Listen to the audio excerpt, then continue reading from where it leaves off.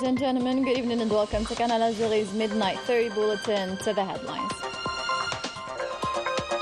General of the Army, Saïd Chinguiriha, Chief of Staff of the National People's Army, delivers a written letter from the President of the Republic to his Brazilian counterpart while taking part in LAD 2023 Defense and Security Exhibition held in Rio de Janeiro, Brazil.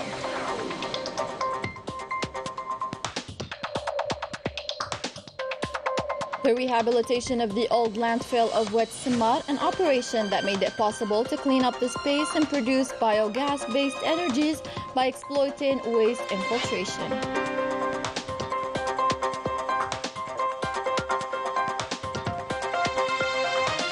In one of the many initiatives that reflect Algeria's pride in its African identity and its aim to strengthen the relations between the African peoples, the National Observatory of Civil Society organizes a group iftar in honor of African students.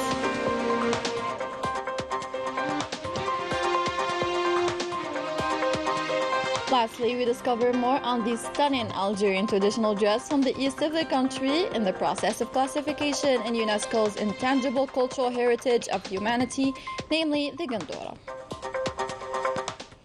Welcome again. First in our news, and on the third day of his visit to Brazil, in which he is participating in the 2023 LAD Defense and Security Exhibition, General of the Army, Saïd Chinguiriha, Chief of Staff of the National People's Army, was received by the Minister of Defense of the Federative Republic of Brazil, José Múcio Monteiro. During this meeting, the Chief of Staff of the National People's Army delivered to the Brazilian Minister of Defense a written message from the President of the Republic, Commander-in-Chief of the Armed Forces, Minister of National Defense, Abdelmajid Tebboune, to his Brazilian counterpart, Lula da Silva, addressing to him and to all the Brazilian people his personal greetings.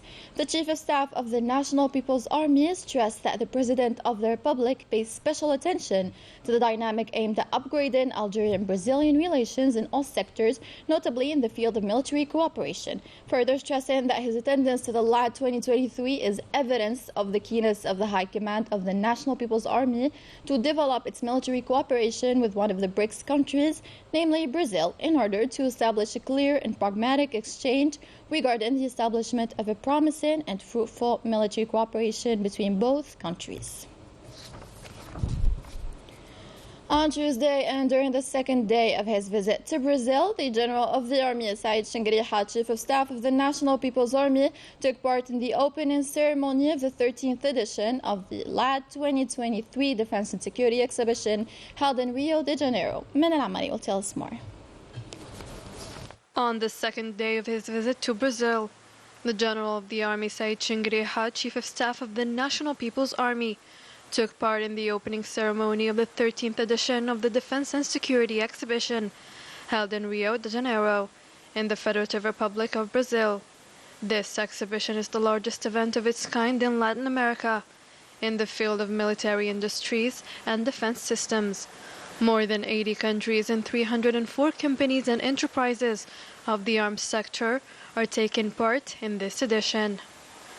On the sidelines of the opening ceremony, the General of the Army, Saïd Chinguiriha, held talks with the Chief of Staff of the Armed Forces of the Kingdom of Saudi Arabia, Lieutenant General Fayyad bin Ahmed al-Ruwaili. The two parties examined on this occasion the ways and means to consolidate cooperation in the military and security fields. The General of the Army, Saïd Chinguiriha, also had several meetings with Indian company managers taking part in this exhibition, and held a working session with heads of the Brazilian aeronautical construction company, Embraer. Afterwards, the General of the Army visited different pavilions of the exhibition in order to inquire about the latest technological developments in the arms and military industry. In other news, the government held a meeting on Wednesday chaired by Prime Minister Ayman bin Abdurrahman, during which a presentation was made by the Minister of Justice, Keeper of the Seals, on the main axis of the draft review of the commercial law. For his part, the Minister of Higher Education and Scientific Research made a presentation on the progress of the construction works of the University Pole of Sidi Abdullah. The presentation highlighted the progress made in the works at the level of the various structures of the University Pole. The government also listened to a presentation by the Minister of Youth and Sports on the rehabilitation of various stadiums and sports infrastructures, where the efforts made by the state in the completion and rehabilitation of various sports facilities were highlighted. The Minister of Agriculture and Rural Development also gave a presentation on the National Seed Bank, as well as the progress of the project to complete the Genetic Resources Bank. Finally, the government listened to a presentation by the Minister of Tourism and Handicrafts on the creation of the quality and authenticity mark for traditional products. The rehabilitation of the old landfill of Wad Samar, an operation that has made it possible to clean up the space and turn it into a park, and also to use the infiltration of buried waste and produce biogas-based energy. The process seems simple, but it requires equipment, as we will see in this report by Yanis Ait Bilqasim, commented by Rania Al-Bahri. We are on what was previously one of the largest open-air waste dumps. Currently, they are covered by a dome of 40 hectares and 57-meter height, composed of waterproof cover, green screen and clay, enough to create physico-chemical activity inside the dome. Here there are 11 million cubic meters, which will decompose and generate to biogas and leachate. The leachate will be transferred to a retention pond, and the biogas will be transformed into electrical energy through 630 kilovolt ampere generator. But to do this process, the first step consists of recovering biogas and leachate and to inject water via the waste humidification networks.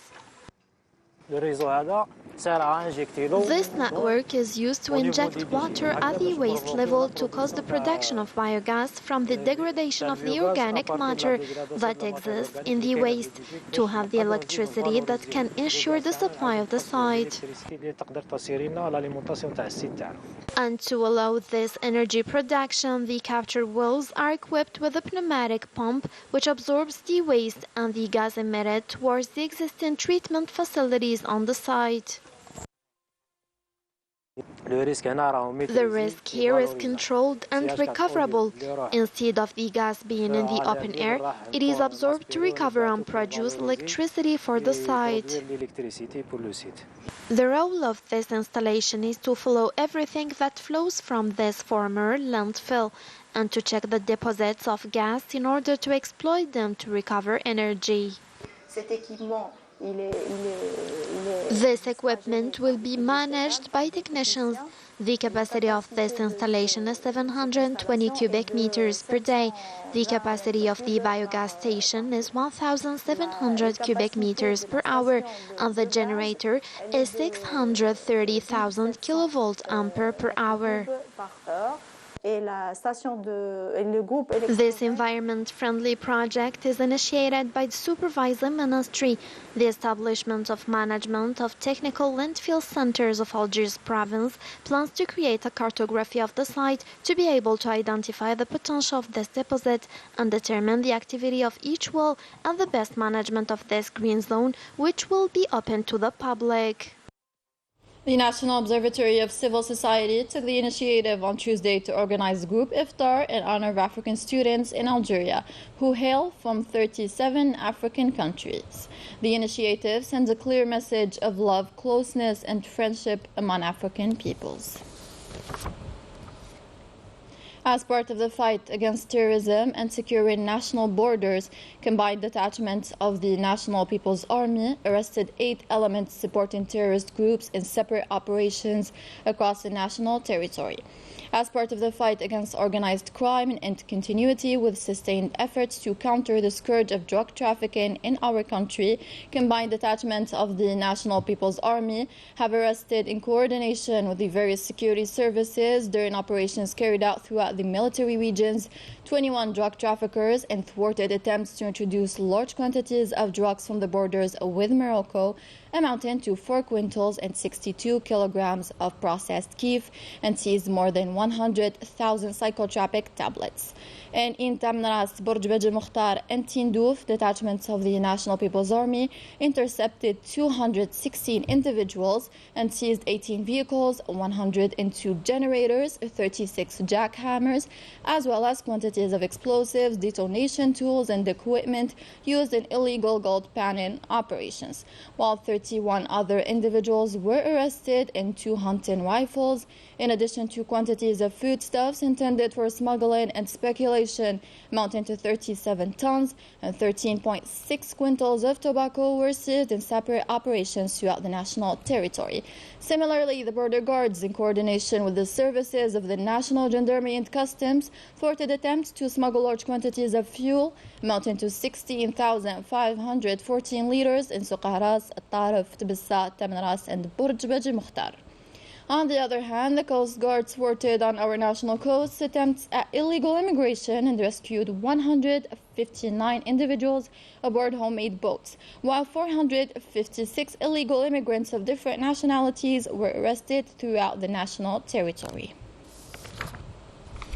In international developments, precisely the Sahrawi file, the Progressive Union of Spanish Prosecutors made a statement in which it regrets the reversal of the stance of the head of the government, Pedro Sanchez, on the conflict in Western Sahara, stressing that his new position is contrary to international law and Spain's obligations. It calls on the head of government to adopt the necessary measures to respect Spain's responsibilities and allow the referendum to take place. The French justice considered the legal procedures by Morocco against NGOs and no less than 8 French media in the Pegasus case inadmissible. Rabat's involvement in the espionage case had been revealed by these parties, as well as the use of the software of the Zionist company NSO. Morocco was dismissed in a similar lawsuit in Spain against Spanish journalist Ignacio Cimerero. The Zionist occupation forces continue for the 5th consecutive day, intensifying their strict military measures in the Jordan River in the occupied West Bank, as well as the abuses where 100 Palestinians, including 18 children, were murdered by Zionist forces since the beginning of the year. The Arab and African parliaments agreed to take joint steps to mobilize international support for the Palestinian cause and denounces the continued violations committed by the Zionist entity. Lastly, the traditional Algerian dress from the east of the country is in the process of classification, proudly worn by women during parties and events. To preserve this heritage, a file was submitted by Algeria to the UNESCO. Manal Amari will tell us more.